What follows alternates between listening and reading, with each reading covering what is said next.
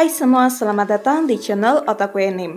Pada video kali ini, Mimin akan membahas light novel baru berjudul Spy Room. Spy Room sendiri bercerita tentang dunia di mana setiap negara berperang dalam bayang-bayang, setelah perang mengerikan yang mendatangkan malapetaka pada umat manusia. Hal itu membuat banyak sekali korban berjatuhan. Pemerintah dunia menyadari bahwa berperang hanyalah tindakan yang sia-sia atau tidak berguna. Jadi mereka beralih ke taktik yang lebih sulit dipahami untuk memajukan agenda mereka, yaitu perang yang terjadi dalam bayang-bayang dengan mengarahkan mata-mata. Maka dari itu, puluhan fasilitas pendidikan mata-mata dibangun di seluruh dunia. Mereka secara selektif akan memilih anak-anak yang memiliki bakat menjanjikan, dan kemudian memisahkan mereka dari keluarga dan teman mereka. Bisa dikatakan bertukar informasi melalui mata-mata adalah hal yang normal. Cerita kemudian beralih ke sosok gadis bernama Lily. Lily merupakan seorang murid dari sekolah mata-mata yang sangat rajin dan memiliki nilai akademik yang bagus. Meski begitu, Lily sangat payah dalam melakukan praktek tugas mata-mata. Karena kepayahannya inilah yang membuat Lily terancam dikeluarkan dari sekolah. Ketika Lily sudah hampir dikeluarkan, tiba-tiba saja kepala sekolah tempatnya bersekolah pun memanggilnya. Kepala sekolah itu mengatakan bahwa Lily telah ditunjuk untuk menjadi anggota dalam kelompok mata-mata yang nantinya akan melakukan misi yang disebut-sebut sebagai Impossible Mission atau misi mustahil, yang memiliki tingkat keberhasilan 10% dengan tingkat kematian 90%. Ketika Lily tiba di base, ternyata sudah berkumpul 6 gadis yang juga bernasib sama dengannya. Sekelompok gadis yang menjandang status sebagai orang gagal di sekolah mereka disatukan dalam sebuah kelompok mata-mata yang bernama Tomoshibi. Tomoshibi sendiri dipimpin oleh seorang pria bernama Klaus yang dikenal sebagai seorang mata-mata yang hebat dan profesional. Tidak pernah gagal dalam pekerjaannya terlepas dari kebiasaannya. Klaus juga merupakan anggota dari kelompok mata-mata terbaik Republik Din, yaitu Homura. Namun sayangnya semua anggota Homura kecuali Klaus yang saat itu menerima misi berbeda harus mati saat menjalani suatu misi. Klaus pun akhirnya membentuk kelompok mata-mata baru bernama Tomoshibi yang nantinya akan menantang misi yang pernah gagal dijalani oleh Homura. Tempat base yang saat ini mereka tempati adalah Istana Kagero, yang awalnya merupakan markas bagi para anggota kelompok mata-mata Homura. Namun setelah insiden di mana seluruh anggotanya mati dalam misi kecuali Klaus, Istana Kagero menjadi markas bagi kelompok mata-mata Tomoshibi, yang mana keseluruhan anggotanya adalah perempuan, terkecuali Klaus. Di hari pertama mereka di Istana Kagero, mereka dibebas tugaskan dari segala pelatihan dan pelajaran yang ada.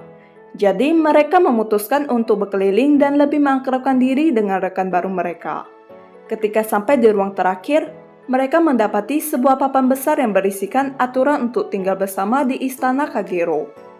Awalnya mereka tidak menemukan hal yang aneh atau janggal dari aturan-aturan tersebut, kecuali 2 aturan yang terakhir, di mana mereka diminta untuk bekerja sama dan tinggal sebagai 7, dan juga selalu serius saat pergi. Tentunya hal tersebut menimbulkan tanda tanya bagi para gadis itu, tapi mereka tidak terlalu memikirkannya dan memutuskan untuk memulai persiapan makan malam. Di hari kedua, Klaus muncul di ruang pertemuan, dan para gadis itu memanggil Klaus dengan sebutan bos.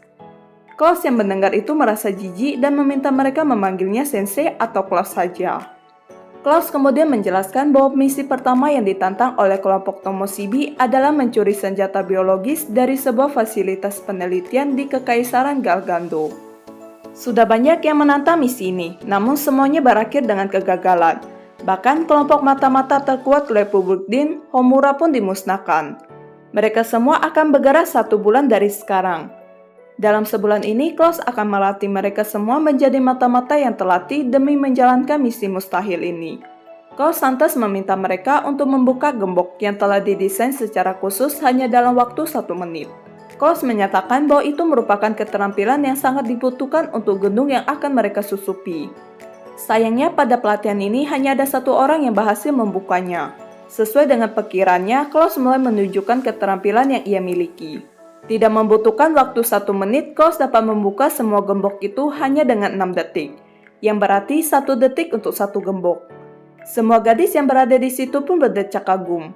Meskipun Klaus sangat hebat, tapi ia sangat payah dalam mengajar. Bukannya mengajari cara atau trik dalam membuka gembok tersebut, Klaus marah menyuruh mereka untuk berlatih sendiri. Sepeninggalan Klaus, suasana di ruang pertemuan berubah menjadi kekacauan. Dikarenakan kelompok Tomoshibie hanya berisikan orang-orang yang dianggap gagal, Lily dan anggota Tomoshibie lainnya pun mengira bahwa keberadaan mereka hanya sebagai tumbal untuk keberhasilan Klaus dalam menjalankan misi mustahil. Ketika Lily dalam perjalanan pulang sehabis berbelanja, Lily secara tidak sengaja berpapasan dengan seorang pencopet. Pencopet itu lantas mendorong Lily yang menghalangi jalannya hingga jatuh terduduk. Lily pun membiuskan sebuah jarum beracun untuk melumpuhkan pencopet itu. Lily lantas memungut tas yang dicuri itu dan mengembalikan kepada sang pemilik. Lily juga menanyakan beberapa tempat wisata yang terkenal di kota itu. Sekembalinya ke istana Kagero, Lily memberanikan diri untuk menemui Klaus di kamarnya. Lily sudah mengetuk pintu kamarnya beberapa kali, namun tidak ada jawaban sama sekali. Akhirnya Lily memutuskan untuk langsung membukanya.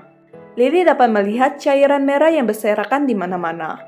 Awalnya Lily mengira jika itu adalah darah. Tapi ketika ia menajamkan penciumannya, ternyata itu hanyalah cat. Rupanya Klaus sedang sibuk memikirkan metode baru yang akan ia ajarkan kepada para gadis itu. Tapi anehnya, kenapa harus menggambar? Mimin juga bingung. Di sini Lily mengusulkan sebuah ide untuk mengajak Klaus berjalan-jalan keluar. Ya, siapa tahu Klaus bisa mendapatkan inspirasi. Awalnya Klaus menolak ide tersebut, namun pada akhirnya ia menyetujuinya.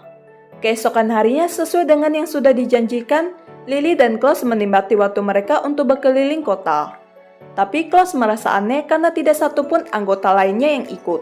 Lily berbohong kalau anggota yang lainnya sedang ingin menjalankan pelatihan sendiri. Tujuan destinasi mereka berikutnya adalah sebuah danau yang dikelilingi alam. Dan beruntungnya mereka masih ada satu perahu dayung yang tersisa, mengingat tempat ini adalah tempat yang sangat populer. Di sini Klaus menawarkan diri untuk mendayung.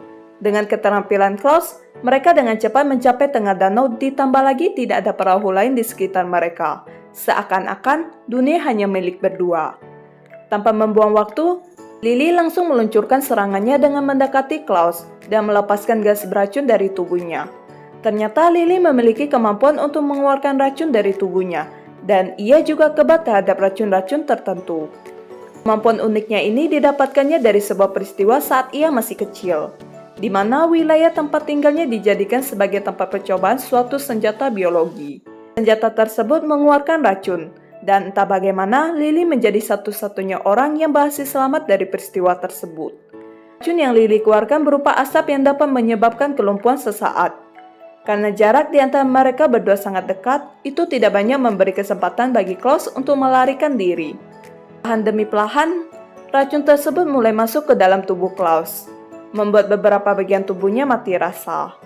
Melihat Klaus yang sudah tidak berdaya, Lily memberikan penawaran bahwa ia akan memberi Klaus penawar racunnya kalau Klaus berjanji membubarkan Tomoshibie dan menjamin keselamatan para anggotanya saat ini. Klaus malah memberikan pertanyaan kepada Lily mengenai berapa lama lagi ia harus bermain di situasi ini. Lily sadari kaki kanannya telah terbogol dan juga kapal yang mereka tumpangi perlahan mulai tenggelam. Rupanya Klaus telah mengetahui rencana Lily dan dengan cepat membalikkan keadaan. Kali ini Klaus yang mengajukan penawaran kepada Lily untuk memberinya penawar racun, karena Klaus tahu jika Lily tidak punya kemampuan untuk melepas borgol yang ada di kakinya. Lily pun merasa terpojokkan, mau tak mau ia mengakui kekalahannya.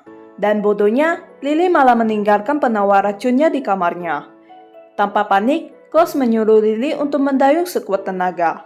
Berkat instruksi Klaus, mereka berhasil mencapai daratan. Sebenarnya racun milik Lily tidak mempan terhadap Klaus. Di sini Klaus berpura-pura terkena racunnya untuk menguji kemampuannya. Klaus kemudian meminta Lily untuk menjadi pemimpin Tomoshibie. Tentu saja Klaus tetap menjadi pemimpin yang sebenarnya, sementara Lily menjadi pemimpin para gadis tersebut. Alasan Klaus menjadikannya sebagai pemimpin adalah agar Lily merasa termotivasi yang akhirnya membuatnya tetap berada di Tomoshibie. Dan kepribadian Lily yang mudah bergaul juga akan membuat hubungan gadis-gadis Tomoshibie menjadi lebih dekat. Di hari berikutnya, Klaus meminta maaf karena ia sangat payah dalam mengajari mereka. Klaus juga berjanji bahwa ia akan melindungi mereka semua. Terungkap juga alasan mengapa Klaus membentuk Tomoshibie dari anak-anak yang hampir dikeluarkan. Karena ia percaya kalau dibalik ketidakmampuan mereka di sekolah, mereka memiliki kemampuan yang sangat hebat dalam satu bidang. Setelah insiden di danau, Klaus akhirnya menemukan metode sempurna untuk mengajari mereka, yaitu kalahkan aku. Selain itu, beberapa aturan baru pun ditambahkan. Yang pertama, siapapun yang berhasil membuat Klaus mengatakan aku menyerah akan menerima hadiah. Kedua, selama pertempuran tidak peduli waktu, tidak peduli metodenya, semuanya diizinkan. Yang terakhir, harus ada serangan setiap 12 jam sekali. Untuk melatih anggota Tomoshibie, Klaus memerintahkan mereka untuk menyerangnya tidak peduli kapanpun. Namun setiap kali Klaus diserang oleh anggota Tomoshibie, ia selalu berhasil menggagalkan setiap serangan itu. Bahkan ada satu waktu di mana mereka menggoda Klaus dengan menggunakan pakaian seksi. Mereka berniat untuk membuat Klaus tergoda dan lengah. Lalu mereka akan menangkapnya. Tapi di luar dugaan mereka, Klaus sama sekali tidak tergoda. Jadi rencana mereka gagal. Kali ini mereka mencoba untuk menyerang Klaus saat ia sedang mandi. Mereka berpikir kalau Klaus akan lengah saat mandi, tapi nyatanya tidak. Dan mereka tidak berhasil menangkapnya. Meskipun mereka gagal, tapi setidaknya mereka dapat melihat tubuh telanjangnya Klaus. Para gadis itu berpikir bahwa mereka perlu memperkuat ikatan di antara mereka. Tapi seorang gadis berambut pirang bernama Elna, anggota termuda Tomoshibie, menolak pemikiran tersebut dan mengatakan bahwa seorang mata-mata tidak seharusnya mempercayai siapapun dengan mudah. Setelah mengatakan itu, Elna pun meninggalkan mereka semua. Elna diam-diam menyelinap keluar dari istana Kagero. Tanpa Elna sadari, ia telah berjalan jauh hingga ke pelabuhan. Dan sialnya ia bertemu 3 pria yang terus mencoba menggodanya. Ketiga pria tersebut lantas membawa Elna ke sebuah gang yang sempit. Tapi Elna tetap tenang dan meratapi kemalangan yang sebentar lagi akan menimpa para pria tersebut. Dan benar saja, tak lama setelahnya, puluhan batu bata turun seperti tetesan air hujan yang menghujani mereka. Elna kemudian berbalik dan meninggalkan mereka. Saat Elna kembali ke istana Kagero, ia langsung disambut oleh Lily yang terlihat sangat khawatir. Melihat tubuh Elna tertutupi oleh kotoran dan debu. Elna lalu meminta Lily untuk menyerahkan serangan berikutnya kepadanya. Cerita beralih ke sosok Klaus yang saat ini berada di kota untuk membeli bahan-bahan keperluannya. Tanpa sengaja ia bertemu Elna, atau tepatnya Klaus telah dibuntuti oleh Elna. Elna beralasan jika sekarang adalah gilirannya berbelanja, dan juga anggota lainnya sibuk menyusun serangan berikutnya. Klaus yang merasa kasihan melihat Elna membawa banyak barang belanjaan menawarkan diri untuk membantu. Tanpa Klaus sadari, ia telah masuk ke dalam jebakan Elna. Sejak dari itu, sederet kesialan mulai menimpa mereka.